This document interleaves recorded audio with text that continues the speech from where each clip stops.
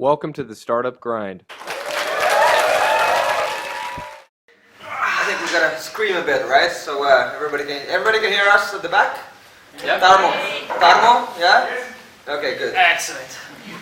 So, you've told me that you have been doing a ton of different businesses that help you generate money. Before we get into that, your childhood. Did anything in your childhood lead you to become an entrepreneur? I didn't know it's a therapy session. Yeah. Okay. Yeah, I think from my childhood, I kind of was an entrepreneur to begin with because of my parents. My mom was extremely entrepreneurial. She was an actress, professional actress, but then she went into kind of real estate. And I always saw people working. I always saw people networking. She was really good with people. And even when I was a kid, she played a lot of games with me. A lot of parents play with their kids. And my mom was playing games with me, but she was doing it in a business manner. So she would play like The Office, right? So she would ask me hey, can we make this deal? Can we make that deal? So, for example, one thing, what I did very early on is I told my mom I'm not going to wash the dishes unless she pays me 10 cents per plate, basically. I think from did a it child, work? it was working quite well, and I think those games kind of helped me kind of develop that feeling that you can be an entrepreneur and that you can make money from a lot of different things.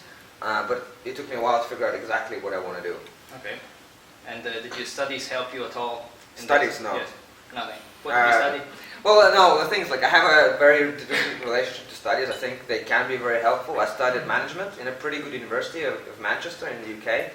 And I think studies can really help you a lot, but at the same time, the way it's done right now is that you go there and you study everything. And there's a lot of stuff you don't need, right? So if I were to kind of just study by myself, I would be very specialized in certain areas and only study very updated information, right?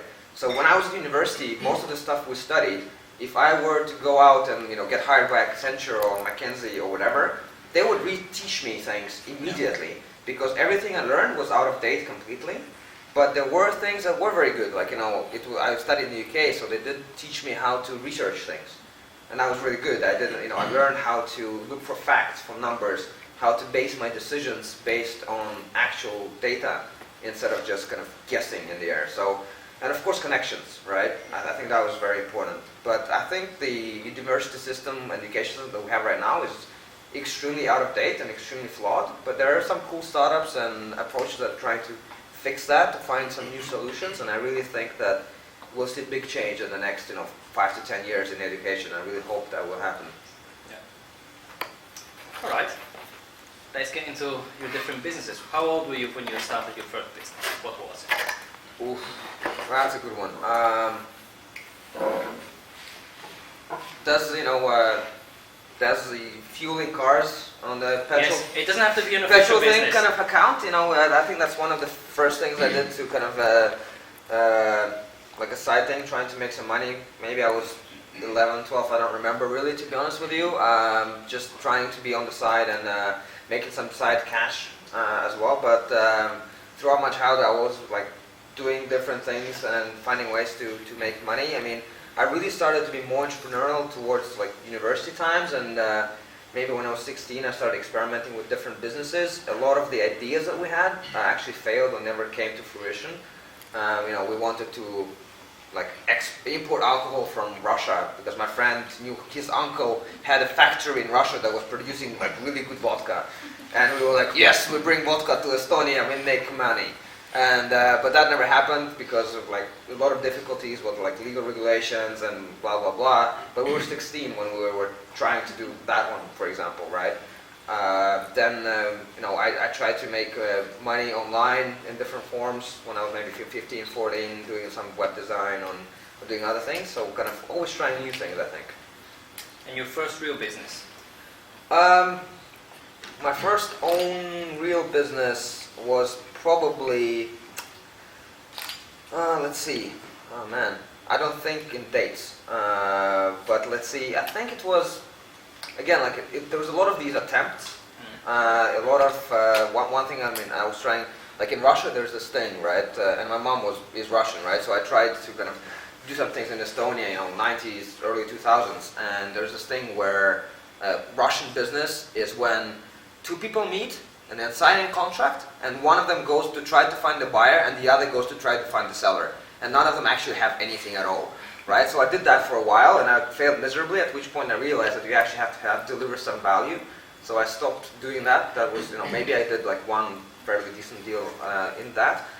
So my first kind of real business, I think that was actually a fashion brand, if I remember correctly, timing-wise. So we had an idea of making a high-end fashion brand, clothing brand, and we hired a designer, and we tried to put in some money to design very high-end clothes using like one of the most expensive furs in the world, which were previously not used for high-end fashion for the target market of basically young adults.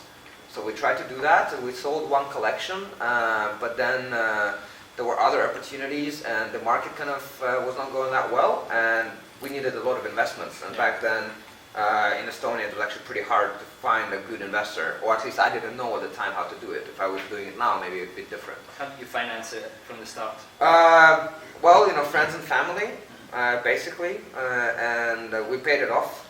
We sold the collection. We broke even. We didn't make a cent on it.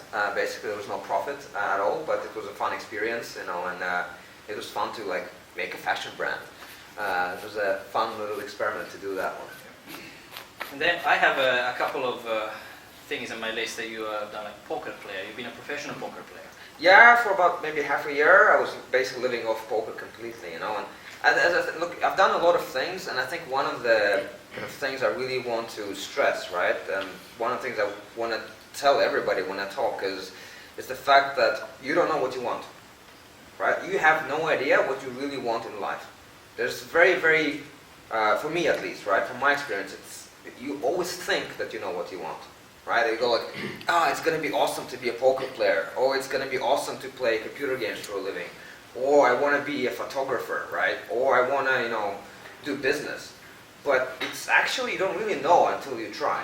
And that's why I was changing all these kind of jobs and things quite often, because once you try it, you might have a very different opinion. And this is, again, like coming back to education, I think it's a bit of a problem, because once you go into education, you have to invest like 3, 4, 5 and more years. But you can like then go to the job, and then like in 3 months you're gonna shit, this sucks, I don't want to do this, right? But you thought it was pretty good. And the same thing happened to me with poker, right? For example, as with many things, is I was like, hey, poker sounds good, I'm pretty good, I can make money with it, it's easy money, so to speak. But then, like when I started doing it, it's grinding, right? So you play 7 to 10 hours every day. I was playing 16 to 24 tables at the same time. You have to make a decision once per second. If you, don't eat well, don't sleep well, if you pick up a phone call, you lose money. If you don't concentrate, if you don't completely control your life all the time, you lose money. If you have a little bit of stress, you can't play. I learned a lot about myself in that process, and I learned a lot about how to do things, how to value money, how to treat money. But at the same time, I learned that I don't want to do that, because you burn out eventually. It's hard. Like most pro players I know, they take a break every like 6 months for like 2-3 months because they can't handle it. And as many pros would also say, poker is the hardest way in the world to make easy money, because you actually have to work a lot, and you don't know that before you try. And then I realized I don't want to do that, and also I felt that it doesn't really add value. Like I could make money with it, but then I'm not really, like I wanted something where I add value, where I create something. So I stopped that, doing poker, but at the same time, like it also taught me, and all the other things that I did, that you really need to figure out what you want. You need to try things, you need to experiment with things, you need to make the hard decisions to, try new things, stop doing things, and then try something new. Do you have some kind of system or metrics that when you decide, okay, that's it, I'm not doing this anymore, I want to do something else? Or is it just gut? I wish I did, but I think it's, like from my personal experience, I think like a lot of people are afraid to stop, right? So you work at a job and you hate it, and then you hate it, you don't want to do that, you want to work somewhere else, or you want to travel, or you want to live in London.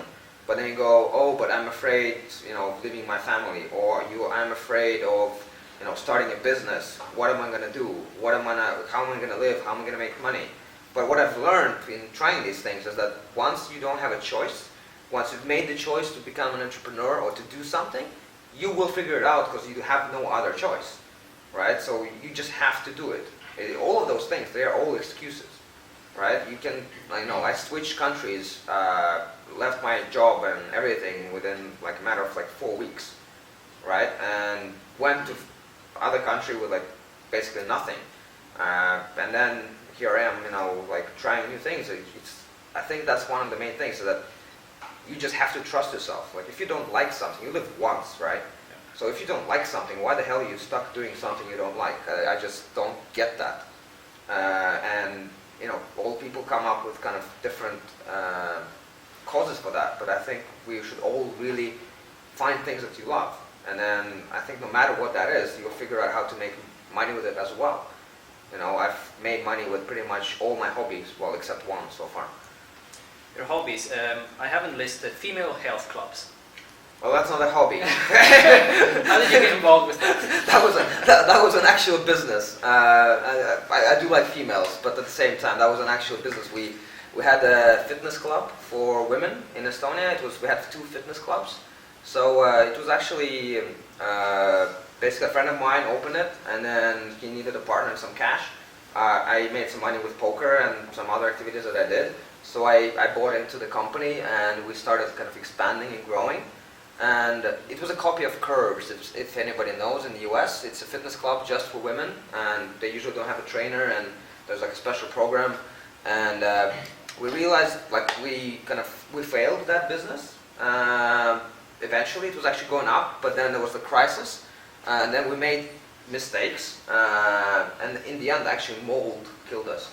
It's actually a funny story, because like in business, like one thing that I've learned a lot as well is that there's always going to be something unexpected all the time. Like at ArcticStartup right now, there's always unexpected things. Sometimes it's opportunities, sometimes it's problems you have to solve. With a fitness club, basically we decided to renovate a club, make it double the size, and that way kind of make it one of the best ones in Tallinn. And we invested some money into basically enlarging it. In that process, we made a big shower room, right? And we spent almost all the money on the investment. And the ventilator guys who installed the ventilator, they fucked up. They made a mistake. So within like basically 2 weeks, mold started happening, and we didn't see it, we didn't detect it. So it spread, and we had to close down the gym. Right? The guys fled to Sweden, and I never heard of him since. So we couldn't get the company to pay for it, and because he was not even a company, because we just asked some construction guys we know to do it on the cheap. Yeah. So it was not like in Finland where you pay somebody and they guarantee that everything will be fine. It was just kind of, help us out, we'll pay you a little bit, and that's it, right? And we had to close the gym. Cash flow goes down. It was summer, and we could never kind of reopen after that. Okay. So like stuff happens, and that's fine. It was not going that well before that anyways, right? So I think we failed even before that, but that was the final kind of problem that we had. Okay. So that was a really fun kind of experience. One thing is, don't start a fitness club just for women with 2 men as founders. Is that the biggest take from it? It's one of the takes. You need to know your target segment. We thought we knew it very well, but apparently there are things that only they know. Still learning. Okay, let's move on to another one then. You made the list of all them. Yeah, a couple of the. Okay, right. Oil logistics. Yeah. I mean, again, like this is a story I talked in my TED talk as well, right? And this is about opportunities, right? And this is something that we do all the time at ArcticStartup now as well. Like when we see opportunities, we try to explore them. And this story comes when a friend of mine came to me and said, hey, I know there's this big company and it kind of wants to send aviation gasoline to somewhere in Africa. I think we can do something with that business. And I'm like, do you know anything about logistics? He's like, nope, I just know that they want to do it. I'm like, do you have any contacts in logistics? Nope, I just work at the port. but I know the guy who wants to do it, and I have the contact email address. And I'm like, okay. I could have just said, okay, you're crazy, we're not going to do it, like, what the hell. But he wanted my help because I spoke English, he didn't. And then we're like, well, what can we do? And then we decided that we had some friends in the port, and we could help them with the port logistics of just moving the containers within the port quite cheaply, maybe cheaper than other people. But we realized that, it's a huge conglomerate, Trafigura, $160 billion turnover, or even more. We realized that they're not going to make business with two guys that have no experience with logistics, don't even have a company, never worked in the business, don't know anybody. So we're like, well, what do we do? So we looked for a friend who had a logistics company but was doing railroad logistics. And we said to him, hey man, like, can we use a company name, and can you give me an email address with the company name, and we just send this offer to these guys? And he's like, sure, I want 50% of your profits. And we were like, whatever, it doesn't matter, we don't have any profits. So we kind of said that, and sent an email, and the reply was like, hey, can you meet us next Monday in Zurich? Sorry, not Zurich, Geneva, the HQ. And I suited up, flew to Geneva, talked to them. I'm a sales guy, so I always asked for needs. And I'm like, what are you doing? Like, well, we actually want to send gas to Africa. I'm like, but do you know how you're going to send it? They're like, no, this is a new business for us. We mostly send it with containers, not containers, like tanker ships, but the actual container is a new business for us. They've never done business directly to the consumer, in this case airports. And I asked them, like, do you have somebody to actually get it from Tallinn all the way to Africa? I'm like, no, we're just talking about it. I was like, well, maybe we can do it for you. Of course, we didn't know anybody that I could do it or anything, but I said that maybe we can. And I said that we'll get you a quote by the end of the week. So I came back to Estonia, we found a company that can do it, asked them for a quote, put a margin on it, sent it to them. They said it's the best quote they've ever received, and we've been sending containers for like 2 years to Africa after that. And I never worked for the company that we were invoicing through. I've never even seen a container until 2 years later. I've never seen one live, right? And that story is about taking opportunities, right? When people come to you with a crazy idea, like, it doesn't cost you to listen it out. One amazing example is also Tarmo at the back there with ArcticStartup. Tarmo came to us, to ArcticStartup, what was it, Tarmo, 1 year and like 4 months ago? Late June. Yeah, and he said, hey guys, you're doing online media, how about we do a print magazine together? And we're like, yeah, right, print is dead, we're not going to do print. We'll get to Tarmo and... you have two questions? Okay. Absolutely, yes. Okay, we'll get to Tarmo later. In a bit. Okay, alright, next question then. Alright, any other business, I don't know, before you started getting involved with ArcticStartup, is there anything else that was fun, was crazy, or that really helped you learn something? I think whenever I tried something, I always learned something from it, right? The thing that I learned the most is not to be afraid to try things, right? Is that, if you have a crazy idea, try it, right? What's the worst that can happen, right? You can make money from almost anything if you believe in yourself, and maybe if you have a little bit of sales skills, and you can learn that. Sales is easy. I can teach everybody here how to sell in like 10 seconds, right? All you do is do two things. One, you ask them, what are your needs? And you say, this is how we solve your needs. That's it. Everybody else does it the other way around. Everybody else goes, here's my product, and here are the features. And they go like, I don't need this shit, right? But you do it the other way around. You just ask, what are your needs? And they go, aha. And if you don't have a product, you're like, okay, I can figure out how to do it through a friend or whatever, right? You just do it the other way around, and that's it. That's sales for you. So if you can do that, you can do pretty much anything. One thing is I was interested in photography. Yeah. And I came to Finland actually, bought my first camera, went back to Estonia, learned how to take pictures for maybe a month online without paying anything. And then I was like, well, I want to make some money with it. So I rented a studio from a friend for 100 euros a month, which was a good deal. Yeah. And then I was like, okay, I'm going to do one of those, Groupon and city deals thing.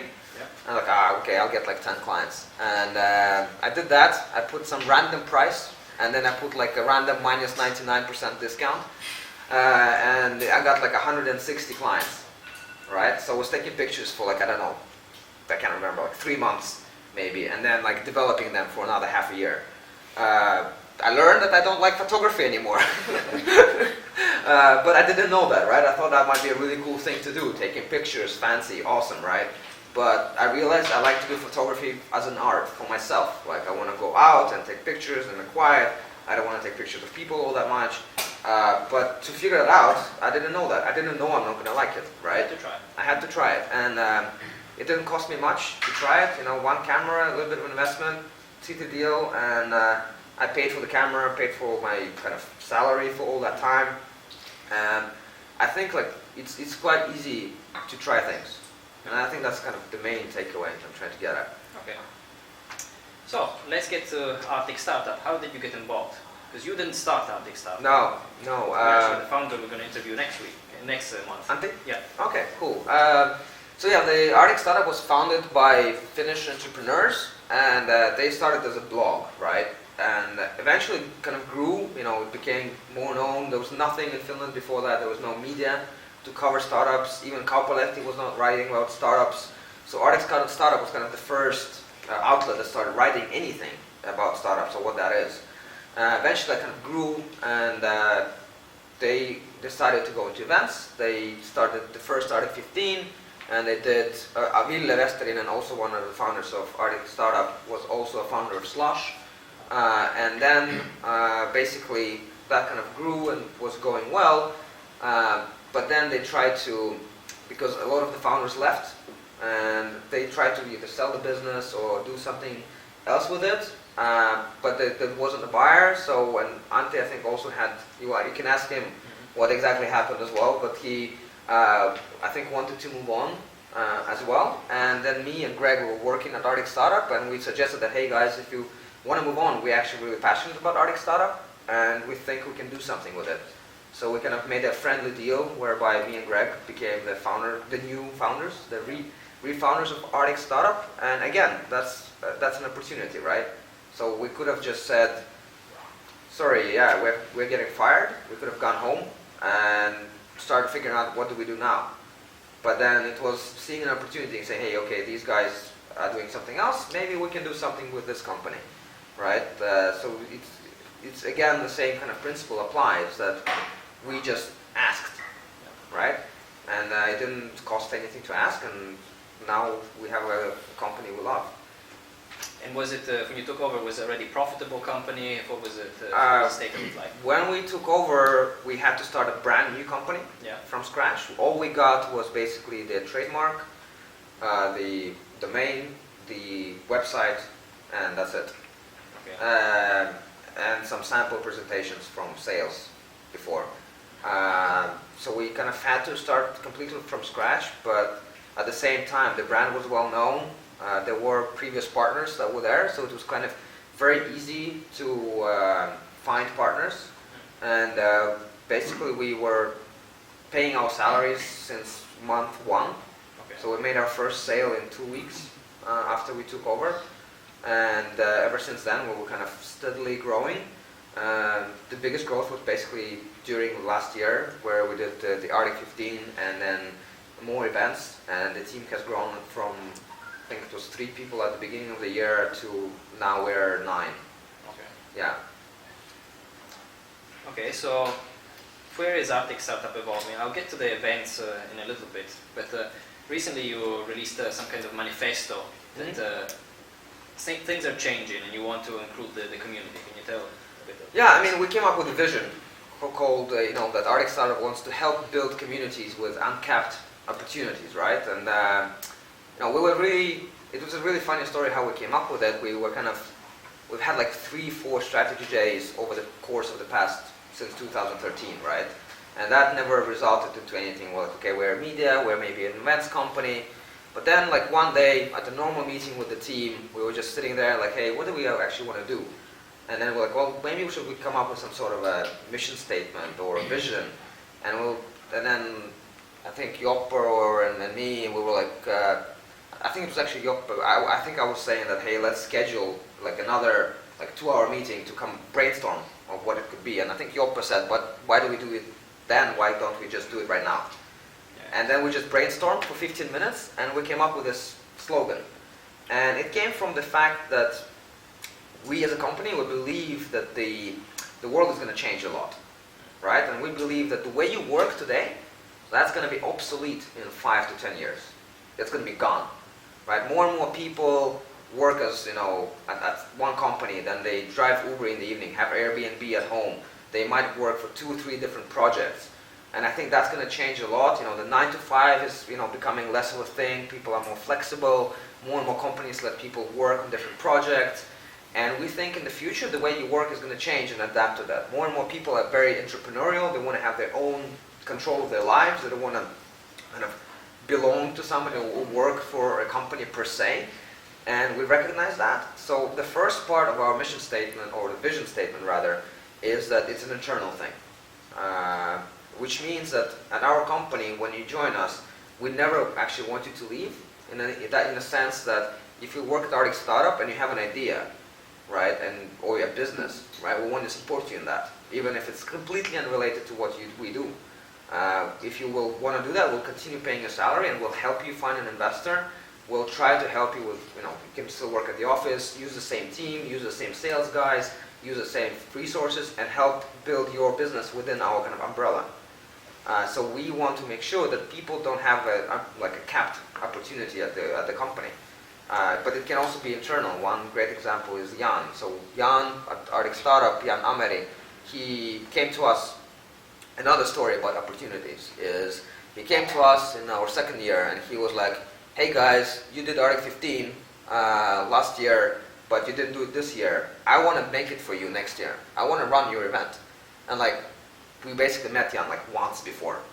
And we were like, okay, run our event. We can't pay you anything, but if we make a profit, we'll split it, right? And he helped us run the first Re15, which was profitable. It was great. Thanks to that, we did the next Re15, and now we're going to spin out a separate company to do events. Okay. And Jan is going to be basically the one in charge of that. Jan is also now a main partner in ArcticStartup as a whole as well.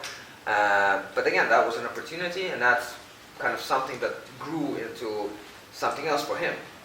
And that's what we want to enable in the company. But also, even maybe more importantly, is that we want to translate that vision externally. We want to tell people, as we do today, that you should always take charge of your opportunities and try to push it to the limit, that you should not do anything that's capped in any way, right? And because we are a media company and an events company, that helps us a lot. That means we can make meetings between people, introduce them to one another, write about startups, increase people's kind of outreach. So things that we do, we want to help kind of build these communities. And we're starting to do that both kind of for profit, but also not for profit. For example, we're helping with a Hell Yes meetup, which is going to take place already very, very soon. So if you haven't registered, do register and come check it out. It's going to be the biggest startup meetup in Helsinki kind of ever held, because it's more than 30 startup organizations that will do that together. So that's the external part. We really kind of want to, expand that vision. Okay. You already have some internal projects that, as examples, that have nothing to do with your core business that people. Yeah, there is one. Oh, the core business one. We're doing another. Events is one, consulting is the other. But there is one guy in the team, Romain, who is working on his own business right now. I can't say anything about it. It has something to do with media, but in a very different angle. But we're fully supporting him, and once kind of he's ready to talk about it and see it, we will kind of support it and make sure that he can try to do it. Okay. Now about the Re15 event. So, how many events have you had so far? Re15? Yeah. Just the ones we organized, or together with Antti? So how many did they have? So it was 2011, 2012, we didn't do one in 13, so it's 14 and 15. So And before that, did you have any experience in event management? me personally, yeah, I did. I ran a fashion show, I did a careers fair event, I 2 fashion shows, and I also in my high school I was behind the controller controlling all the lights. Okay. So that was my event management background back then. now when I talk to people that have attended the event, they all say one thing, that now this event is really quality. They really get great value for their money. How did you build such an event? How did you, because it evolved. Every person edition after edition said it's getting better, it's getting better, it's getting better. We focused on just one thing. We just said to ourselves, okay, there's a lot of startup events. We go to a lot of events. The only thing that matters is networking. That's the only thing that matters.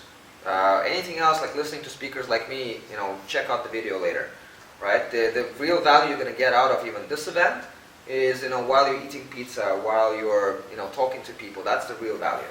So, but people, unfortunately, don't know how to do that very well. So in our event, we try to teach them. We send maybe too many emails, maybe not enough for some. We've had both responses where we say, hey, this is how you approach an event. ArcticStartup is not about networking. This is how you can use the networking tool. This is how you talk to people. At Arctic15, there's like a rules manifesto. We send out an email saying, hey, like anybody can be approached, like simple rules about networking and what they can do.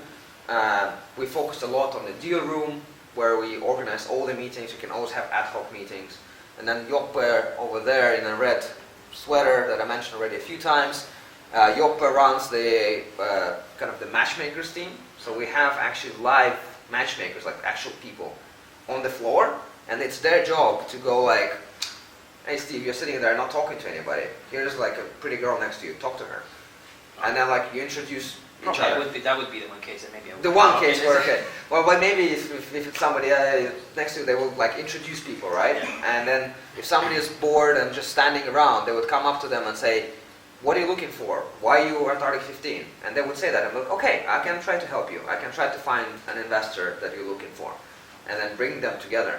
And then there's many, many small elements, from having like inspiration quotes on the side to figuring out where the tables are positioned to maximize the networking effect. To, we had like 1,405 people this last edition, right? But then at most events that size, you would have at least 500 seats on the main stage, right? We had, I think, 180 or 200 seats, because we don't want people to sit at the front stage, right? And we tell that openly from the front stage, that, hey guys, thanks for coming. If you're sitting here, you're probably wasting your time, right? Not wasting your time, because they're really cool speakers, and that's something we try to get, right? But we want people to kind of select 1, 2, maybe 3 key speakers that they want to see, and spend the rest of the time networking, right? We don't want them to be at the front stage. And that's what I do when I go to events. I maybe want to see one speaker, but the rest of the time I network. And because we focused on this one thing, that really helped to create an atmosphere where people do that, right? You can create an event that has a networking tool. All events right now, any event you go to has a networking tool. Yeah. You can create an event that has even the matchmaking tables. That's not hard. The hard part is to create an atmosphere where everybody realizes that they have to find the one investor, the one startup, the one corporate. And creating that atmosphere, I think, was why Arctic15 was kind of why we have good feedback. And how did you find out? I mean, how did you see, that's exactly what needs to be the focus? We asked people, why do they go to events? Mm-hmm. And everybody goes to events to find something for their business, right? And you can only find something for your business if you are networking, right? Of course, there are other events, like TED. It's an awesome event where you go to listen to speakers to get inspired. But still, if you go to the main TED, like people pay the really expensive prices at the main one to network in the hallways. But I've heard it's still hard because people keep to their own groups. So we have to break that kind of barrier. Okay. But still, even at those events, networking is paramount. What size, how many attendees were at the last edition of? 1,405. Okay. When are you going to, what's the plan for the next edition? What's going to change, and what's the future plans for it? Even more focus on networking, Yeah. making sure we do it even better. And we don't want to grow too much, right? Because there are really awesome events like Slush, where there's a lot of people. And I think everybody should go there. If they're prepared really well, they can get a lot of value out of that. But at the same time, we don't want to become too big, because we want to keep the quality of attendees. And to do that, we want to keep the same kind of size. But we're going to do other events that are, focused maybe on growth or like other aspects. that we're thinking about. Okay, about this, about how to attain properly, how to get value out of a conference. If you've not read it, Dmitri, you wrote an article, was it in the first or second edition of CoFounder? Tarmo, was it? First one, yeah? Yeah, that was the slush edition, that's right. That was the first one. I mean, so go and fetch this article. Yeah, I mean, this is like a small passion of mine after I started working at ArcticStartup, organizing events, going to a lot of them, is to tell people, and people invite me to speak about that mostly, is to how to hack events, how to hack conferences, how to get the most out of it. Yeah. Right? And again, I keep repeating myself, but it's all about taking an opportunity. Right? And that's the hardest step to do. One story we had that has directly to do with this office right here, the Zalando office, is that we went to Dublin Web Summit last year and we hacked our way into the speaker lounge by basically lifting the curtain and walking around the backstage and lifting the curtain on the other side. And then we went to the speaker lounge, and there I found a piece of paper that had basically a list of all the VIP events Dublin Web Summit had. One of them had a VIP event in a Blind Pig. I had no idea what the hell that is. I googled it. Apparently it was a speakeasy bar, or a bar that doesn't have a name. It's not on the map. Even online there was no mention of where it is except like saying one street name, right? So we went there at the right time with Jan, and there was nothing. We couldn't find it. We were asking people, hey, where's the Blind Pig? Nobody knew. And then Jan was like, hey, there's garbage men. Garbage men know everything. So we come up to the garbage man and go like, hey, do you know what the Blind Pig is? And they go, yeah, mate, just over here.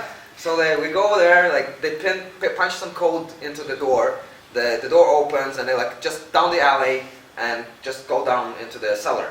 And we go there, and then there's a couple people there like with drinks, everything is set up. And like, are you with Patty? And we're like, yeah, we're with Patty, of course.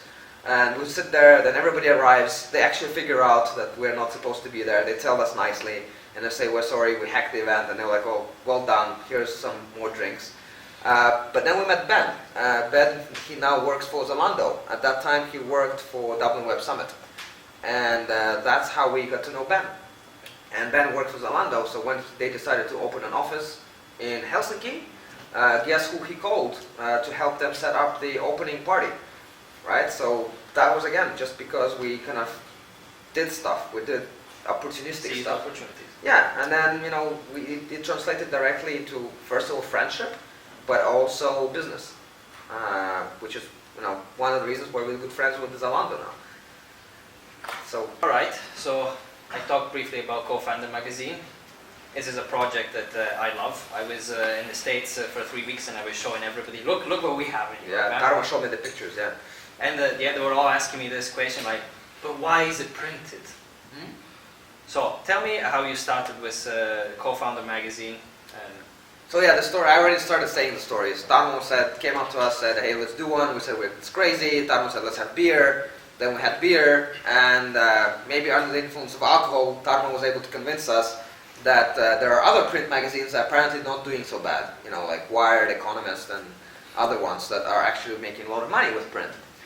And us being startup minded, we say, okay, we need to validate it. And we said basically, hey, that if within 2 weeks we find, or 3 weeks, something like that, we find 2 partners who will join us as partners in the magazine, as in like pay us money to be in the magazine without even having the magazine, just based on the presentation, then we'll do it.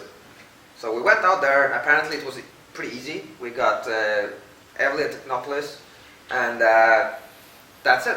We did it because there was need, demand. And then we validated the demand on the other side by giving out to people, and then people saying that they liked it, right? And because there's demand, that means, well, we'll keep making it. And with every issue, there's kind of more and more growth. And now we're reaching our kind of first year is done. We're reaching our kind of 1-year anniversary issue now for Slush. It's going to be pretty interesting one.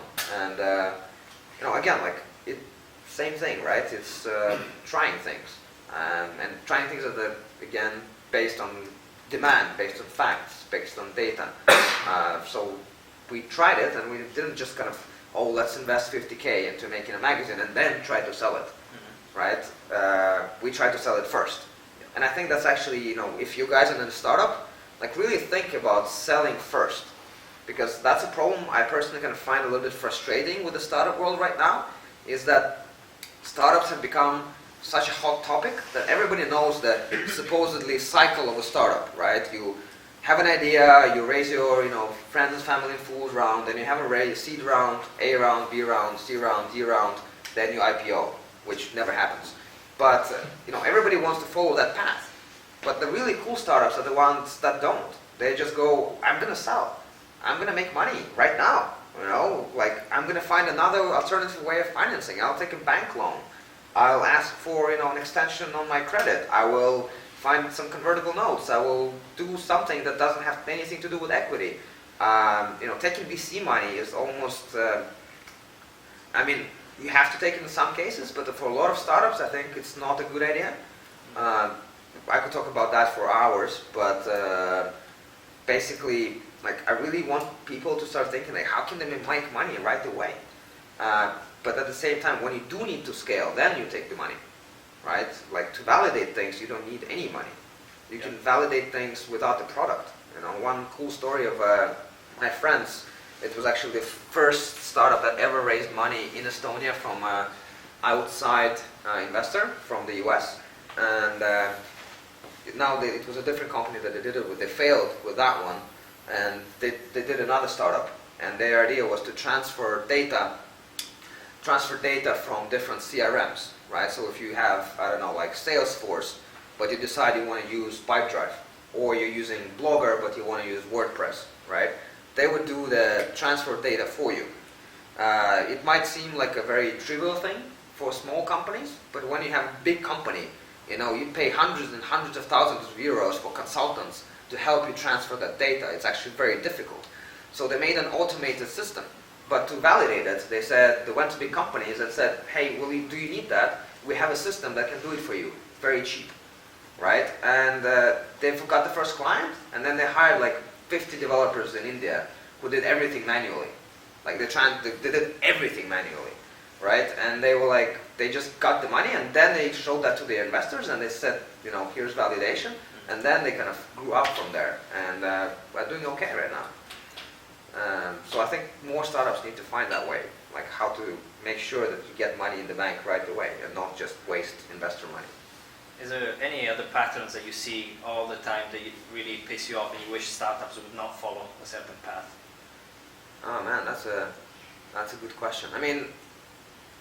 I wish startups would follow other startups less, right? Find your own path, right? Don't just listen to people, speakers, everything, right? Do your own thing, right? I recently put on Facebook one of my kind of things, little frustrations. These articles that you see in your feed about the 10 successful traits of 10 successful people.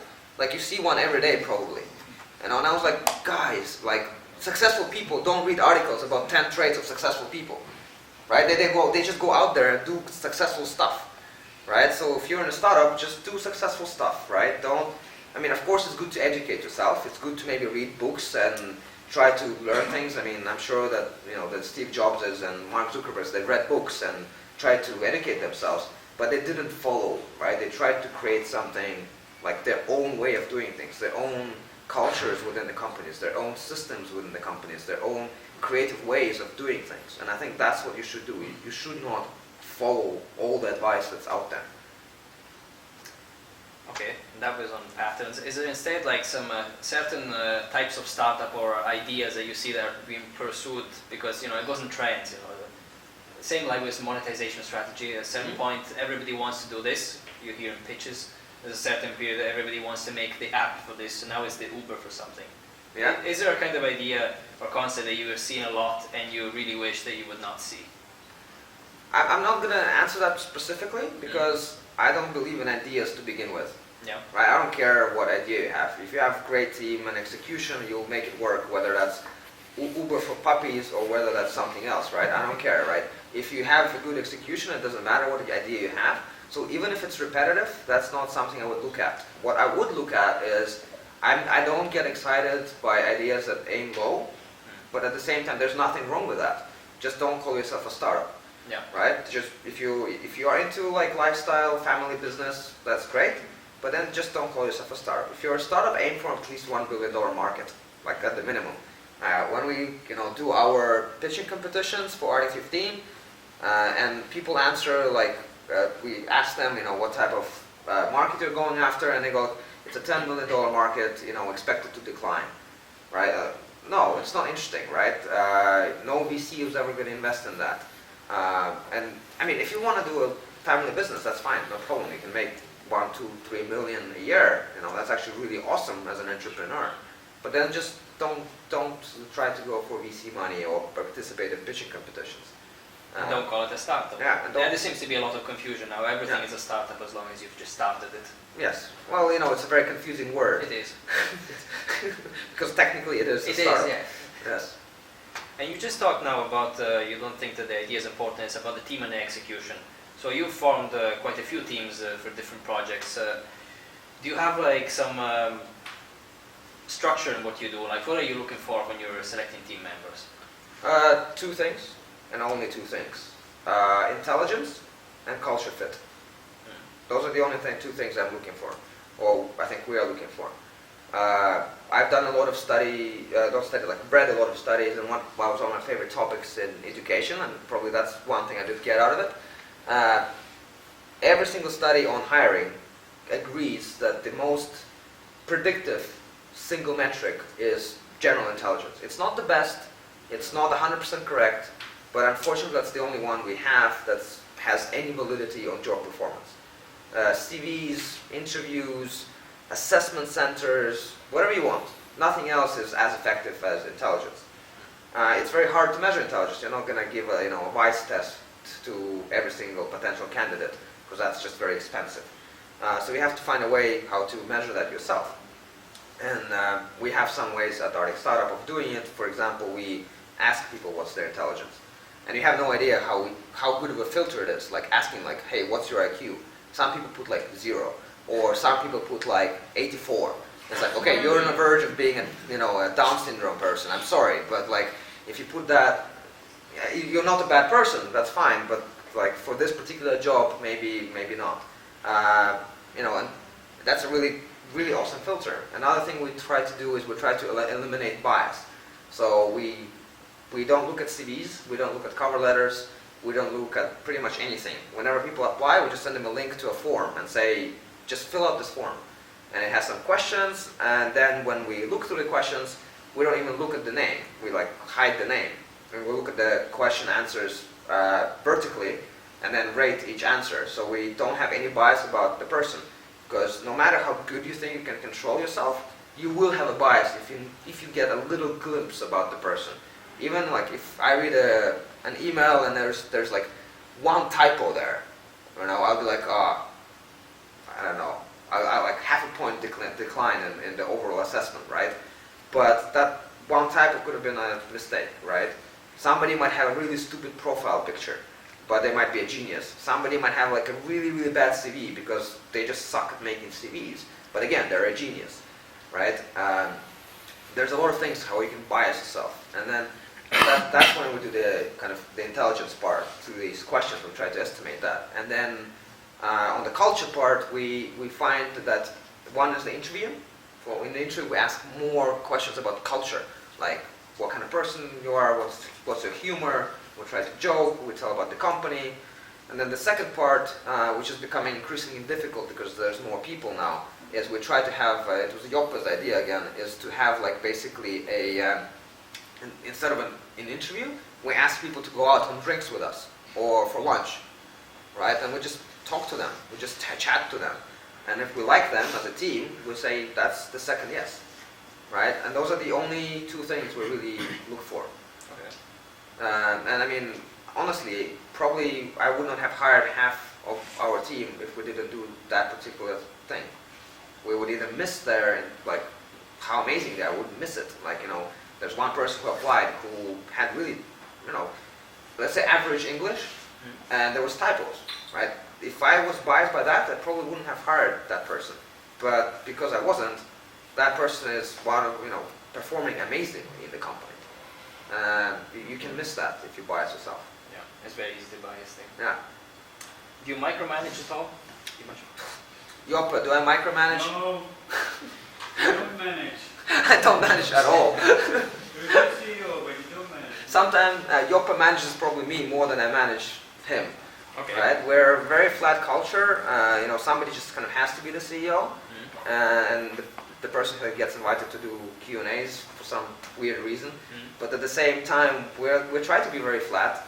We try to make sure that people have a say in the company, and that their ideas can be executed. If you want to start a new event concept, fine, let's do it.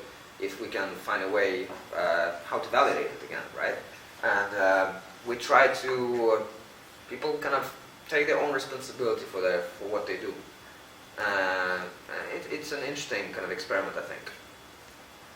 And how do you continue to get your team to be always motivated, and how do you nurture talent in your company? That's Joppe's job again. Maybe you should come sit here instead of me. I would love to explain that actually. Huh? I would love to explain that because that's a really big part. Do it. Yeah, through like. Oh, come here so we can get in there. Come on up here. Background of applause, please.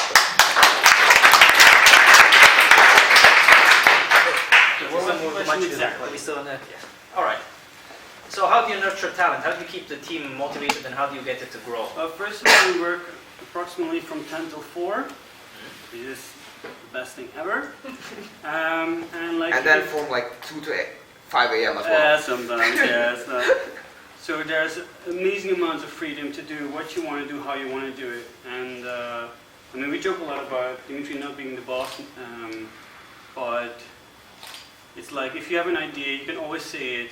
If you have a plan for an event or an article, Dmitri's like, just do it, and either it works or it doesn't, and that's it. So that means that sometimes we use a lot of time for something that won't happen or won't be useful, but often it creates a big amount of creative freedom. And with that comes a lot of passion, of course, we all love to come to work because we get to do what we want to do, how we want to do it. And that goes for all of us. And on top of that, because we're doing it together, we're all taking care of each other. You often hear people say that startups are like a family, but it's really true. We're very close because we want to make this together. We want to help this community. We want to help each other. It's not just coming to work and making money. If that was it, we would probably do something else. And this whole combination, the freedom, the hours, spending time together, doing what you want to do, how you want to do it, and that's it. It's amazing. It's really. I've never seen this before, actually. So. Joppe is in charge of happiness of the company. Okay. Because when, Joppe came in and he was like, I want to work with you guys. We're like, sure, but we don't know what you can do with us, right? So we said, okay, you're an awesome guy. We want to hire you. But we have no idea what you're going to do. Okay, here's one project we can start with. But then when Joppe joined, he started going like, hey, let's organize a lunch together. Let's make a techno mökki weekend with a lot of alcohol and fun. It was a good weekend. That was an awesome weekend. What happens at mökki stays at mökki. And then, let's bring this person in. Let's get a whiteboard. Let's rearrange the chairs. Let's put pictures on the wall. Let's put our vision on the wall, right? All these little small things. And then eventually he became in charge of happiness, right? And now that's his basically official title.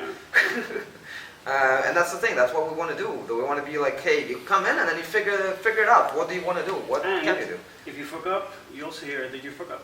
I was just about to ask about. So, what happens during fuck-ups? How does the CEO deal with fuck-ups? How do you individually? Well, the whole team. We try. It's everybody's responsibility to solve the issues that are there, and it's okay to fuck up. Just solve the problem that's there. Nobody gets punished for what they do. It doesn't make any sense. Especially not if you want to have creative freedom. Just fix it, right? Just fix it. Or if we can't fix it, then we just move on, right? There's no point, that's the same with life. I always say that, you can never have regrets in life, in general, right? Because regrets are a thing it's like, I could have gone out and done this thing, or done a different job, right? But what if you walked out of that interview and you went to that other job, and then because you took that different choice, a freaking brick would fall and kill you immediately. Right? You don't know. And if you don't know, there is no point of thinking about the alternatives, because the alternatives could have been a million times worse, right? But you just cannot possibly know, so there's absolutely no point. So if something fucks up, it fucks up, right? It might be the best thing that ever happened to us, because if it didn't fuck up, maybe it would have fucked up something else like 10 million times worse, like later on, right? So we just don't know. But of course, like at the same time, I think when we have a decision in the company, and we're growing, so we have to figure stuff out a little bit. But we also agree that if we hire people, the trial period is really the trial period, right? If the person is wrong, anybody in the team can say, look, I don't want to work with this guy or this person, right? And then that's it, right? Like firing fast is going to be important for us. We haven't really done it yet per se, but I think it's going to be important to do that, because if that happens, we have to make the hard decision, unfortunately, because sometimes it just doesn't work out. It's not about fucking up. It's about taking the risk, also Yeah. with hiring somebody. So we have a feeling that somebody, for instance, would be a good marketing person, and they would also fit the culture. Okay, let's try it. Yeah. And then if it doesn't work, we just switch to another solution. That's the thought, and that's actually how we always do everything, I think. Yeah, and I mean, we try to figure out a way, right? Many people would come in, like, one thing, we're a growing company, so we sometimes, like, don't want to pay salary, or don't want to pay a lot of salary, right? But then we figure out a way, going like, okay, you start maybe without salary, but then, like, if you deliver something, you get paid a lot for your deliveries.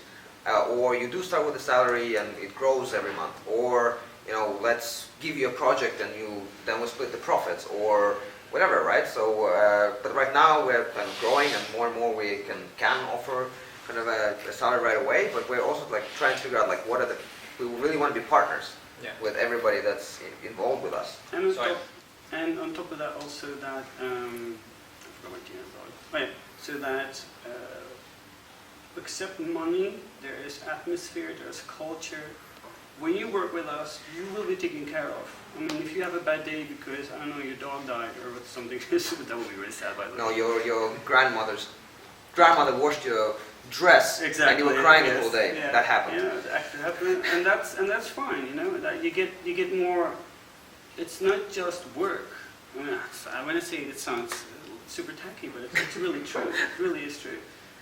We're thinking of setting up, we actually bought it, but we're waiting for good internet, of setting a live stream of our office. Okay. Because we're like, people need to see these jokes that Maya does every day, or something, right? We're going to consider doing that. We'll launch a trial once we have good internet. We'll put it up for like a week, live streaming our main table of the office.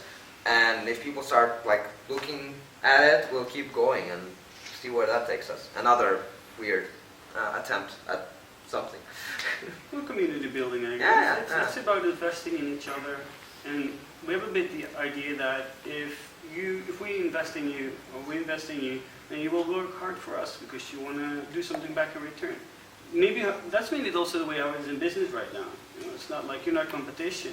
I'm going to help you, and you help me. That's it. And it works. It works in our team, and it seems to work at our business plans. Yeah. Cool. So you basically created a really cool environment to work. We You hope get so. a lot of spontaneous applications. Yeah, we hope so. We hope so. I guess that's a very good sign. Yeah, I mean, we love our job, and I think the other part of, like, we have a vision, right? But another thing that we want to do is create a workplace where people want to wake up in the morning, and that's the place they want to go to, right? That's the feeling we want to keep. We have it right now, but the difficulty will be to keep it as we grow, right? Right now it's fairly easy. We're a good team. We carefully select people we want to work with. But as we grow, that's going to be like something for us to figure out how we're going to keep that feeling. But so far, it's been working. And I mean, like when Romain came up to me and actually said that the very first time, before we kind of officially talked about it, he said, this is the first time I've ever been at a job where I wake up and I want to go to work. And that's what we want to keep. And I think that's what every startup, every company, everybody should want to keep. It's not just us, right? It's not just us telling how cool we are. I think every company can create that, right? It's just about wanting to create that. You spend 51% of your waking life working. Well, with us, a little bit less than 50%, like 40 something. But if you do 9 to 5, it's like 51% of your waking life working. So if you don't like to do that, then what's the point? Yeah. Right? I don't get that. And I think like companies need to adapt to change that. They need to create environments where people want to work. And I think a lot of people say that they like their jobs, you know, like I like working at Google or I like working on Facebook because there is a pinball machine and a pool table. But that's not it, right? The point is not in frills and pinballs. We don't have any pinball machines, or you know, we have a PlayStation that nobody ever played, right? It's not that. It's the feeling, and that's the hardest thing to create, and I think it will be even harder to keep. But I think it can be done. So you potentially have a problem that most companies would not have. You enjoy your work so much that how do you disconnect? How do you balance your? You don't. Really, actually. No. You don't even need to make this But distinction. there's no distinction. And what I like is the idea to, if we can manage this in our company and we create networking events, then maybe we can do the same with the whole community, with the whole ecosystem. And I also notice that people not only buy our products, they also buy our culture. They like working with us. Can imagine if there would be a company who would have the same quality but not our culture, they wouldn't want to work with us. There's like a chain reaction to it that's really, really positive. And I think like the work-life balance concept is bullshit. Yeah. Like if you like seriously, it doesn't exist. It just doesn't exist. It's your life, If right? you found something that you enjoy. Right, but if you're like the thing, everything is in your head. If you in your head say there is work-life balance, it exists for you. If you say in your head it doesn't exist, then it doesn't exist. Right? You can convince yourself of whatever the hell you want. You can convince that there's aliens or whatever. There probably are, statistically. But anyways, you can convince yourself of pretty much anything you want. So if you say to yourself that there is no work-life balance, I think you will have a better work-life balance. At least you won't be thinking about it too much. Yes, something like that. Cool. All right, I have a final section which is about Finland. Really. Okay. Well, you have witnessed few have how the ecosystem has changed, the startup ecosystem in Finland. Like I was discussing with Mark the last month, there was some kind of hostility almost towards startups, you know, ridiculing for this kind of effort. How has this message changed? How has the support changed? And how much do you think that providing objective stories like you did help this? I'll move on again. It's a good question.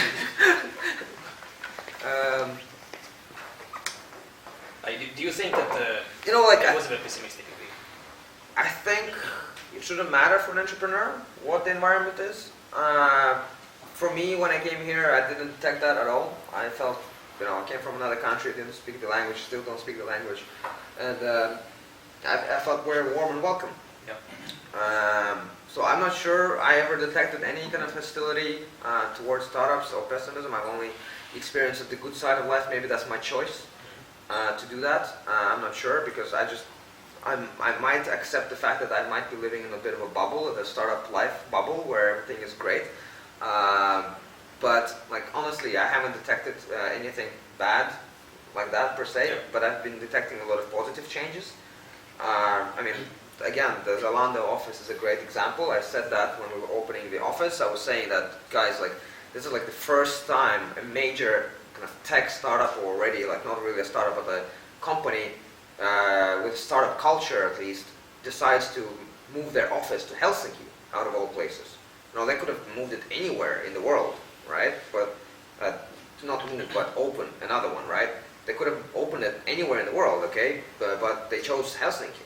And that didn't happen before. So, I mean, there's not that many countries and cities in the world who are trying to be startup friendly. You can say that that happened to them, where a major tech company kind of decided willingly to move there without, you know, kind of just because it's good. So I think it's a really good thing right What's now. the best that Finland has to offer for companies that want to move to Finland, who are interested in? I'll answer for myself personally, right? First of all, there's a lot of talent. There's a lot of talent not just in Finland, but around Finland. A lot of expat talent that's really easy to find.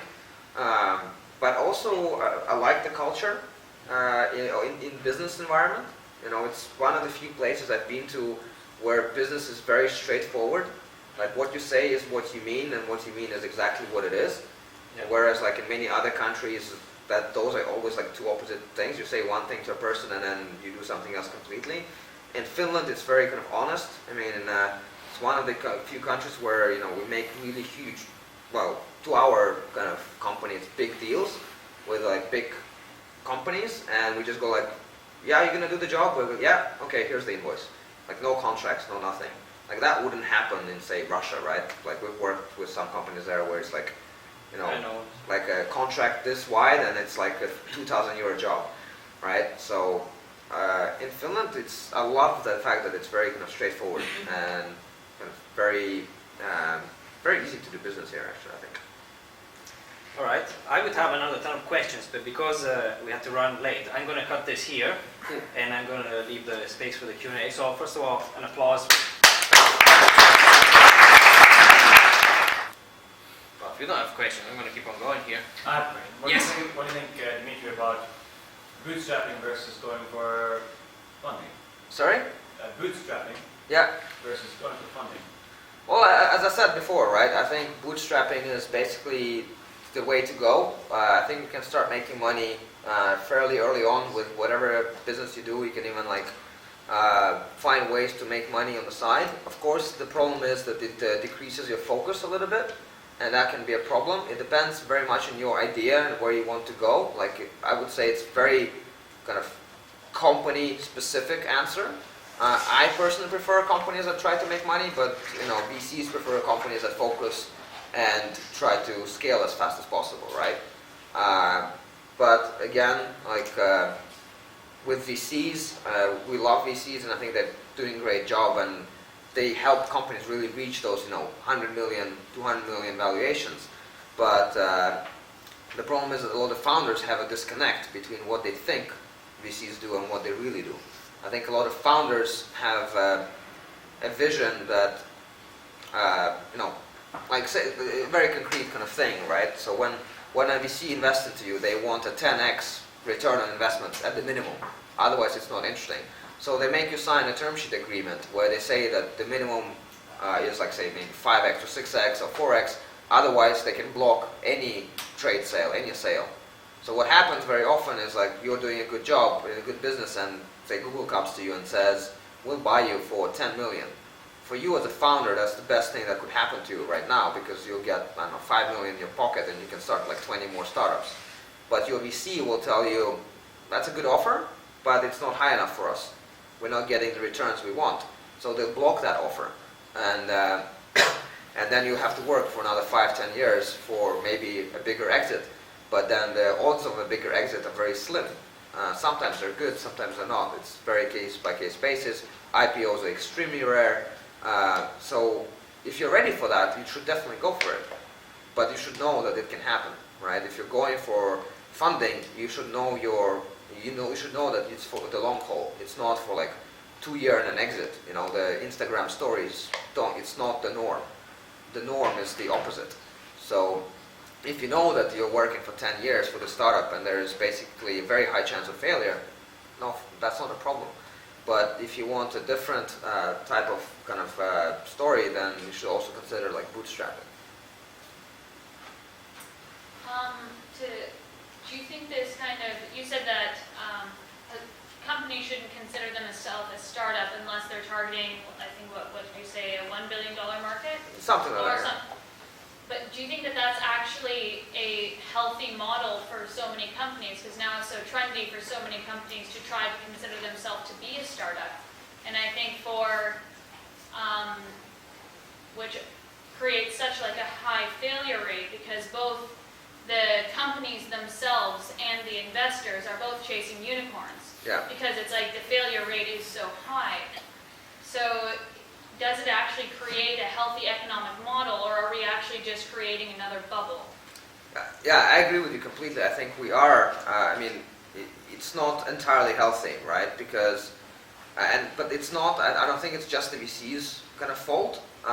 It's symbiotic relationship. Yeah, it's a symbiotic relationships, because the VCs only look for companies that size, right? They only look for companies that will exit at 100 million plus valuation, right? And if that's the case, then you have to aim for a really big market. But I love companies that are smaller. I love companies that want to scale kind of to lower amounts. Most exits are in between 10 to 20 million, and those are amazing companies. I can call them startups, of course, as well. But the financing model needs to change. They need to find a way how to finance themselves differently, because the VC model is what kind of screws them up a little bit, because basically they will not let you exit. But right now it's changing. There's a lot more VCs who are finding better ways of, because everybody recognizes that. So they are realizing that they can't just chase unicorns. And very often companies who aim lower later can develop into big companies. Right? They might have right now, theoretically the idea might be for a 10 million or say 50 million euro market. But as the company grows and conquers that markets, they might have to go somewhere else. So like more and more companies, I think, and VCs will recognize that. Any other questions? Co-founder, yes or no? Yes. Why? Co-founder what? So, But I'll say yes no matter what. But if you have a startup on your own, so should you go for a co-founder or what should you do? again, case-by-case basis, but mostly yes. And the reason for that is because, well, many reasons. One, it's actually really hard to do anything alone. You always need some sort of help. And building a team is, the best thing we've ever done. And finding a co-founder is usually a first step in doing that. It's having somebody to talk to. It's having somebody who can help you with doing more things. It's also not everybody is skilled doing different things. So I definitely think that you need a co-founder, but also all the investors will think you need a co-founder as well. Okay. But that's a different part of the coin. I would say you need one for yourself first and foremost, but also all the investors will say you need one because otherwise they won't invest into you, because they're looking at the team. So yeah. There was one more. What's your experience with crowdfunding platforms, and would you recommend that? I see Tarmo smiling there at the back. We've done one crowdfunding campaign ourselves for CoFounder Magazine, and that was successful. But at the same time, see, the main thing about crowdfunding campaign is that it's not a marketing tool anymore. It's just a tool. It's like a technical solution to capture money, right? You do all the legwork yourself. Very, very few projects get super lucky and they get featured everywhere and they raise like millions. Most of it is just your own work. You just go like, okay, I'm going to launch it in a year. Before that, I'm going to spend this much money and this much time getting ready the people, getting subscribers, getting everybody to know when I launch and to support me. So I wouldn't rely on it as basically like a marketing tool that will be the holy grail of your success. But it can happen, right? Sometimes you launch a crowdfunding campaign. If you have really great traction, media will pick you up, and then maybe Kickstarter will pick you up, or Indiegogo, whatever you use, and put it on the newsletter, and then maybe that will create a snowball effect. But at the same time, even with those cases, usually those companies spend a lot of time and effort on doing the legwork themselves anyways. So I love crowdfunding. I love everything that has to do with crowd. I think that's going to change the world and the way we live in and how we work. But I just wouldn't treat it as a marketing thing. I would treat it as a tool that can have an alternative way of financing. But you still need to find the investors and the buyers in that case. Any other questions? Cool. Well, Let's have beer. let's have beer. Thank you again. Yeah, thank you for inviting me.